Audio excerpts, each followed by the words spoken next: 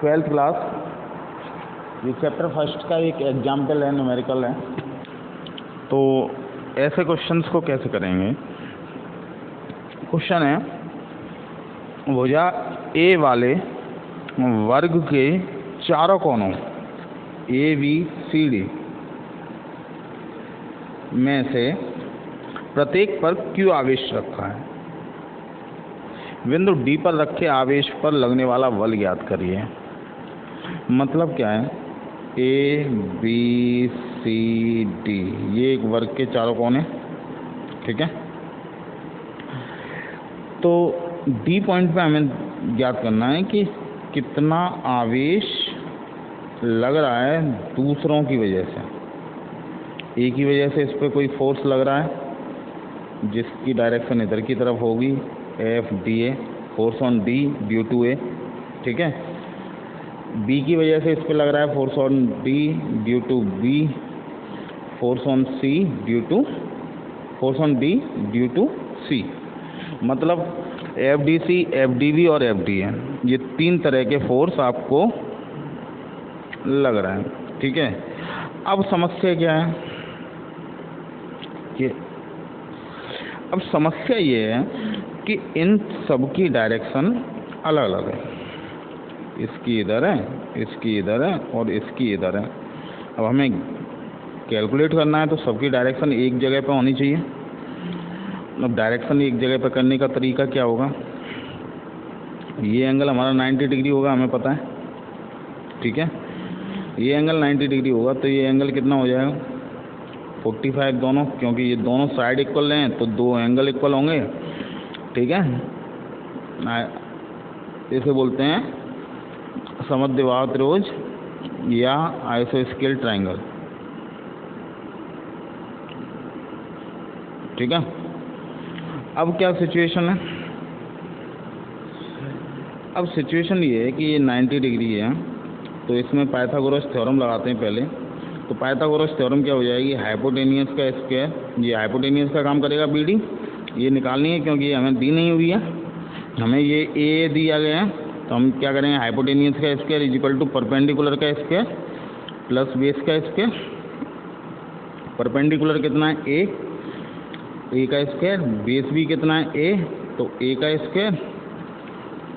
तो हो क्या जाएगा बेसिकली?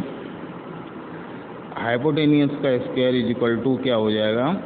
2a स्क्वायर, या हाइपोटेनियस अगर हमें निकालना है तो क्या हो जाएगा? a√2। इधर अंडर रूट कर देंगे दोनों तरफ, तो a का अंडर रूट, a स्क्वायर का अंडर रूट a और 2 का √2, ठीक है। तो इस तरीके से ये आ गई a√2, ठीक है।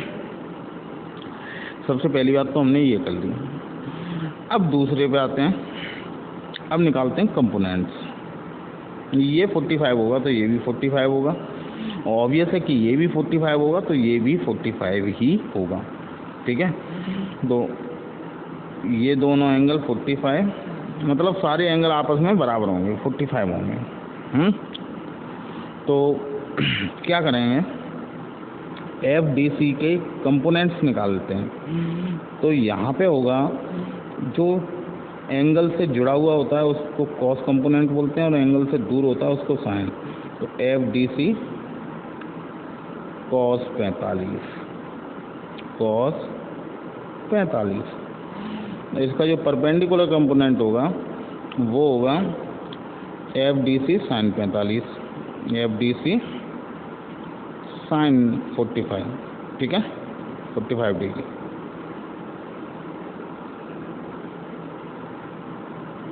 ठीक है। तो ये इसके कंपोनेंट हो गए। ऐसे ही एफ डी ए के कंपोनेंट होंगे। यहाँ पे साइन कंपोनेंट होगा, दूर एंगल है, और यहाँ पे होगा कॉस कंपोनेंट। तो ये कॉस कंपोनेंट क्या हो जाएगा? एफ डी ए कॉस 45 और F D A sine 45, F D A sine 45, ठीक है, साइन 45, ठीक है। तो ऑब्वियस है कि ये दोनों क्यू आवेश हैं, ये दोनों भी क्यू आवेश हैं। ए पे भी क्यू रखा है, सी पे भी क्यू रखा है। तो एक्चुअली में F D A sine theta और F D C sine theta, ये दोनों इक्वल होंगे, तो ये जो कंपोनेंट्स होंगे ये कैंसिल हो जाएंगे। ये आमने सामने के जो कंपोनेंट्स हैं ये कैंसिल हो जाएंगे, ठीक है, क्योंकि इक्वल होंगे। अब हमें बेसिकली निकालने के हैं इस लाइन पे, तो इस लाइन पे 3 हुए। एक तो एफ डी वी हुआ जिसकी पहले से ही डायरेक्शन इधर की तरफ है, और F D A cos theta और F D C cos theta, मतलब कॉस 45, ठीक है। तो मैं इनको रफ कर रहा हूँ ताकि आपको अच्छे से समझ में आता रहे, ये समझाने के लिए बता दिया था। अब हम करते हैं इस क्वेश्चन को पूरी तरह सॉल्व। जितना हमें डायग्राम में समझना था उतना हमने समझ लिया है। अब हम क्वेश्चन के सॉल्यूशन पे आते हैं। तो जो फोर्स होगा वो लगेगा इस लाइन के अराउंड, बी डी लाइन के अराउंड, ठीक है। तो ये फाइनल जो फोर्स हो जाएगा वो इन तीनों का प्लस हो जाएगा। किसका जो फाइनल फोर्स होगा वो हो जाएगा एफ डी वी, क्योंकि वो इसी लाइन में है, ठीक है, plus F D A cos theta, अभी कॉस कंपोनेंट निकाला इसी लाइन का एफ डी ए का, ठीक है। थीटा कितना है 45 डिग्री, और plus F D C cos 45, ठीक है, क्योंकि एफ डी सी का भी हमने कंपोनेंट निकाला था 45 डिग्री, ठीक है। अब क्या करेंगे,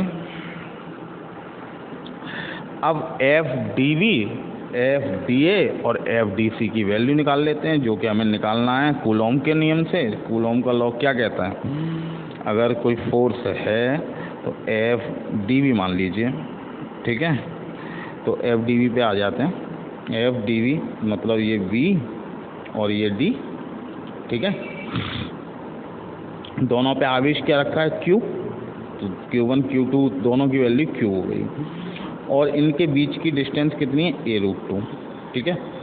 तो फोर्स क्या होता है 1/4πε0, ये तो कांस्टेंट है, इसको एज इट इज रहने देंगे। Q1 Q2 दोनों Q हैं तो Q² हो जाएगा, और अपॉन डिस्टेंस क्या निकाली हमने a√2 का स्क्वायर करेंगे तो 2a² हो जाएगा, ठीक है। तो सबसे पहले तो एफ डी वी निकल के आ गया, ठीक है। अब एफ डी ए निकालते हैं। एफ डी ए के लिए क्या करेंगे, एफ डी ए इनके बीच की दूरी ए है, दोनों पे आवेश क्यू है, ऐसे ही एफ डी सी पे भी दोनों पे आवेश क्यू है, दोनों के बीच की दूरी ए है। तो ये एफ डी ए और एफ डी सी दोनों एक जैसे ही निकलेंगे, इक्वल निकलेंगे, ठीक है। तो निकाल लेते हैं F D A is equal to